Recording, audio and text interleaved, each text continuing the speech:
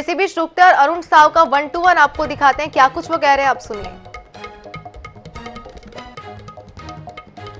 एक बार फिर आपको बता दें कि एक्सप्रेस में ये सारी खबरें जो थी, लेकिन इसी बीच रुकते हैं। के दौरे को लेकर के जहां सियासी भूचाल मचा हुआ है, वहीं कार्यक्रम को लेने के देखते हुए छत्तीसगढ़ के भारतीय जनता पार्टी के प्रदेश अध्यक्ष अरुण साव जी जायजा ले रहे हैं और पार्टी के पदाधिकारियों और कार्यकर्ताओं से समझ रहे हैं कि आखिर कहां पे कौन बैठेंगे, किस तरह का कार्यक्रम होगा, किस तरह के प्रोटोकॉल होंगे। हालांकि अरुण साव जी से सीधे बात करते हैं। साव जी, कितना गंभीर देखते हैं उनके इस दौरे को, क्या सियासी मायने देखेंगे?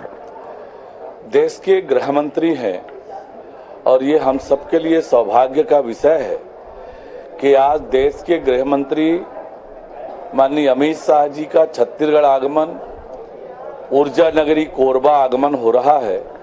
भारतीय जनता पार्टी का एक एक कार्यकर्ता बहुत उत्साहित है अपने इस नेता को सुनने के लिए, मिलने के लिए, और पूरे क्षेत्र में बड़ा उत्साह का वातावरण है।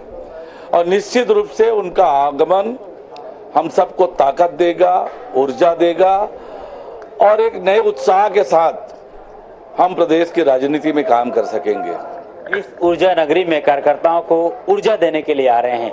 सियासी बूस्टर डोज क्या होगा 2023 और 2024 के भी चुनाव कर, क्योंकि 2019 का परिणाम कोरबा में आप लोग को सफल नहीं हो पाया।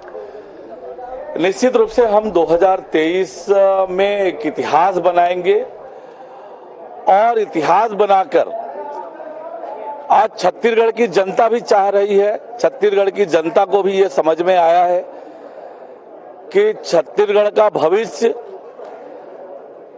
जो छत्तीसगढ़ को भारतीय जनता पार्टी ने अलग राज्य बनाया, तो जिसने छत्तीसगढ़ अलग राज्य बनाया भारतीय जनता पार्टी ने, ये छत्तीसगढ़ उसी के हाथ में सुरक्षित होगा।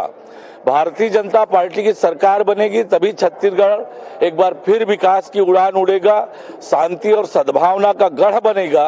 ये आज छत्तीसगढ़ की जनता को समझ में आ गया है और इसलिए आज छत्तीसगढ़ की जनता ने मन बना लिया है कि 2023 में छत्तीसगढ़ में फिर कमल खिलेगा और भारतीय जनता पार्टी की सरकार बनेगी। एक खास बात, आपने शांति की बात की, धर्मांतरण का और आरक्षण का मामला काफी सियासत में उबला हुआ है छत्तीसगढ़ में, आप कैसे देखते हैं? जब से राज्य में कांग्रेस पार्टी की सरकार बनी है, पूरे प्रदेश में अब न केवल सरगुजा, न केवल बस्तर, समूचे छत्तीसगढ़ में खुलेआम आरक्षण हो रहा है। राज्य सरकार के संरक्षण में धर्मांतरण का काम हो रहा है और धर्मांतरण का जो लगातार इशू है, एसपी सुकमा ने जो पत्र लिखा, नारायणपुर में 60 शिकायतें धर्मांतरण को लेकर हुई, पर राज्य सरकार चूंकि संरक्षण कर रही थी, संरक्षण कर रही है, इसलिए उस पर कोई कार्यवाही नहीं हुई और इससे आदिवासी समाज आक्रोशित हुआ।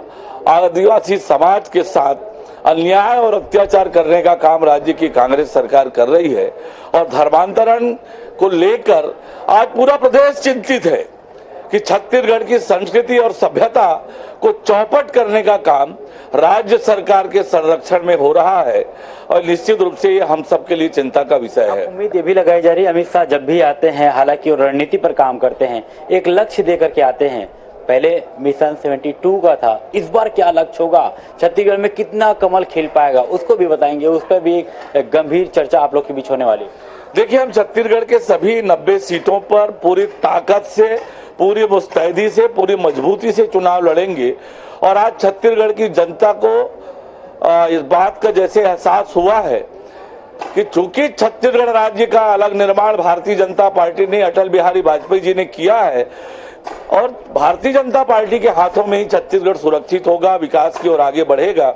इसलिए पूरे 90 सीटों में हम पूरी ताकत से लड़ेंगे और जनता का आशीर्वाद हमें प्राप्त होगा। तो 90 सीटों पर चुनाव लड़ेंगे और जिस तरीके से लक्ष्य पर काम करते हैं पार्टी, तो इस बार 90 में कमल खिलाने की जीत होगी। हालांकि ऊर्जा नगरी कोरबा में आज अमित शाह का दौरा है। उम्मीद की जा रही है कि पूरे छत्तीसगढ़ के कार्यकर्ताओं को आज के इस कार्यक्रम के बाद में ऊर्जा का संचार होगा और 2023 को लेकर के मिशन भी तैयार की जाएगी। कैमरामैन आशीष श्रीवास के साथ संदीप करिहार, INS 24/7 कोरबा। कोरबा से ये तस्वीर आपको दिखा रहे थे जहां पे बीजेपी के प्रदेश अध्यक्ष अरुण साव ने आईएनएच न्यूज से एक्सक्लूसिव बातचीत की। बता दें कि अरुण साव ने कहा है कि अमित शाह के कार्यक्रम से ऊर्जा नगरी कोरबा में कार्यकर्ताओं को ऊर्जा मिलेगी। साथ उन्होंने कहा कि छत्तीसगढ़ के सभी 90 विधानसभा सीटों पर पूरी दमदारी से चुनाव लड़ेंगे और जीत का कमल खिलेगा।